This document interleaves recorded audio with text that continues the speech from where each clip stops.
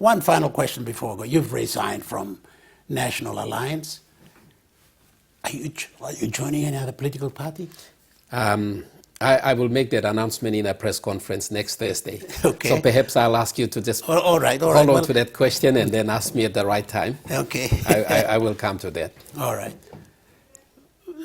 Resigning from NA, you were seen to be one of the leading figures in that political party. All right, you gave your reasons for your resignation. No regrets? Well, let's firstly touch on the reasons, and then we'll talk about my regrets if there is any. If there is any, the reasons they can be a whole multitude of reasons, but we need to focus on the big reasons that really do matter, and those interests are related to the common interests of the country, and that is where I felt that the leadership we are getting from the prime ministerial level is not the kind of leadership, the quality of leadership that we as parliamentarians should be accepting. The standards have been dropped so low. I think this is the lowest standard of prime ministership this country has ever experienced, this independence that we are getting from Peter O'Neill. It's the lowest standard, I believe. We thought that we had reached some lower standards before. However, this is a new level of law. So Patrick Pruitt shouldn't be with this government, in other words, with NA? Bottom line. Okay. Now, the question is, why are they continuing to stay in there? Well, they are basically doing what they have to do to preserve their interests. So rather than coming down to this level, I'd rather focus at the leader of the country, the one who is responsible for setting the trend. Whatever NA is doing, whatever URP is doing, whatever PAU is doing, whatever every other smaller parties are doing, they're simply reacting to the leadership at the top. So rather than descend down to a lower, smaller level of rationale and reason for my behavior, my resignation from National Alliance Party, I'd rather focus on the bigger picture, which is the Prime Minister's behavior. And what I've done is effectively to move. By resigning, I am moving a vote of no confidence on behalf of the people of Sinisine Yongumuk against the Prime Minister. It's just one vote. And to some it may look like nonsensical. But there's a principle that still needed to be made. There are a lot of people who see... Okay, but you took a while to resign. You could have resigned fairly early, you didn't. I didn't. Why is that? Because in between, a lot of actions have taken place which is not visible to the public. Okay. I've signed a vote of no confidence 3 times. 3 times, and you need to understand I'm still in government. Right. But why did I stay in government and continue to sign a vote of no confidence and still not be sacked? Part of the fault goes to the other side for not sacking me from government earlier. Okay. You see? You might say I had not moved, but I'm staying in there for as long as I can. Would you have wanted the leadership of NA? Not necessarily, not necessarily. The focus is on the leadership that we have from the Prime Minister's level. So we needed to focus on that. As I said, individual parochial interests needed to be parked at the back. So if I wanted the leadership of NA, you might as well wonder, why am I going in, potentially in due course? I'll be going to another smaller party. If you did wanted the leadership and did win it, then you take the party out and not go in like Mr. Pruitt did. Well, if I wanted to, I would have said so. But I never said so, you see. And then in due course, you will figure out, where I'm going to. Part of that question will be answered in due course. Yes. Where I'm going to and where there will be no numbers. So what does that really matter? If I wanted that kind of position, I'd be sitting where the number is.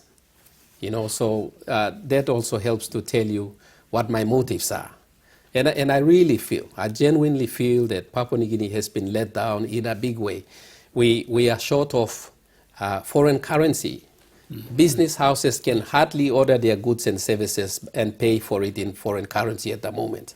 There's a shortage. There's a shortage in kina. We're really, really desperately short of kina. 4 months on, and the DSIP and the PSIP, which are part of the development budget, have not been released yet. Not a single toy has been released. We have acute shortage of money, both foreign currency and local currency in this country. Somebody has to be responsible for it. Now, why am I attaching this blame onto the Prime Minister? He's saying that that is because of the decline in commodity prices. That is partly true. That's 50% of the reason. The other half is the excessive debts that he has piled up. That debts have to be paid too, you know. So as you earn foreign currency, it's moved sideways from foreign currency account elsewhere to another foreign currency account elsewhere to pay off that debt. So that revenue in foreign currency never actually comes into PNG. If you didn't take up the debt in the first place, that money would flow into Papua New Guinea. You would have both foreign currency and you would have kina available here. So business would be, even though there's a downturn in commodity prices, this cash flow revenue, this revenue will mitigate the impact. So we could have been 30, 40, 50% better off than we are now. So where does the blame go? It has to go back to the Prime Minister, because he was told.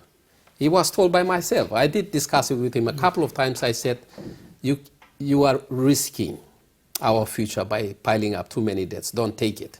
If you want to take it back to Parliament. Because the Constitution also says you take all borrowings to Parliament to approve. So the failure to follow a constitutional procedure is another issue. But the bigger issue now is the shortage of money in this country. Is directly related to the borrowings that he's been piling up. And he continues to borrow to pay the public service wages. Now, right now, as we speak, he's continuing to borrow. Now he's going to be continuing to borrow to bail ourselves out of this nightmare. And that's going to take us way past the 35 to 30% debt to GDP ratio that is prescribed by law. It might take us, at this time, if you take, for example, the state debt together with all the debts packed in the state-owned enterprises together, I think you'd be around the 50% mark. Okay. Yeah. We have a serious problem. Yes. Financial problem. Okay. Mr. Kua, all right, 12 months to go. Less, more, 12 months to go before elections. What is your message? What will you be doing between now and the elections? Well, Of course, apart from as a member, as a sitting member. Yeah. Well, firstly, the country is heading towards ruins, financial, economic ruins. Businesses are hurting very, very badly. So what the government should be doing more than what I should be doing, or if I'm to do anything, is to urge the government and continuously urge the government to do the right thing. Perhaps find a way to retire some of the debts, so you free up some of the cash flow to come back into the country. So that way you will have money to get the business houses going, get the country's economy moving again. You know, the government is just simply a tax collector. But you can't collect taxes if there are no businesses. So the government's primary responsibility, amongst others, is to make sure that the businesses are running properly. And then you will have a healthy animal from which, or upon which you can levy tax, actually collect it, and then you can use it for public good. Okay. But if there are no businesses, if they are hurting very badly, there won't be any taxes to pay, and then the government will be broke. So our focus now should be on getting the economy back on track. How that's to be done, as I said, one of those is to retire some of the debts. How they will do it, it's a matter for the government. But I would urge them to quickly bring about a supplementary budget, you know, before June. In this May sitting, we must have a supplementary budget, because, you see, Parliament is supposed to control all revenue raising and all expenditures. So right now we are not tracking based on the estimates that went into the 2016 budget that was given in November 2015. We are tracking very badly. Revenue estimates have not worked. We are, 40-50% below the expected revenue estimates. So the budget is no longer relevant. So we can't allow the bureaucracy to continue to run without proper direction from Parliament.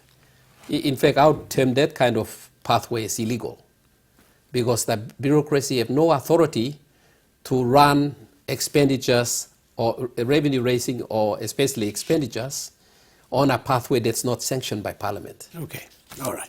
So we need to have a supplementary budget in the May sitting. All right. That's your call today. Yes. Okay. Mr. Koa, we are running out of time. Thank you for coming on to the program. Thank you so much. Okay. The member for Sinasina Yongomul and former Attorney General Karenga Koa. He now plans to make an announcement next week on a political party. The word is that he will revive the once Highlands-based party, the National Party. Although registered, the party has no representation in Parliament today, since the member for Hinganofi, Robert Atiafa, the only National Party member in Parliament, joined the ruling People's National Congress and was rewarded with a ministerial portfolio of police. This has been PNG Tonight, a current affairs program of NBC Television. Thank you for watching. We'll have for you another edition at the same time tomorrow. I'm John Higgins. Good night.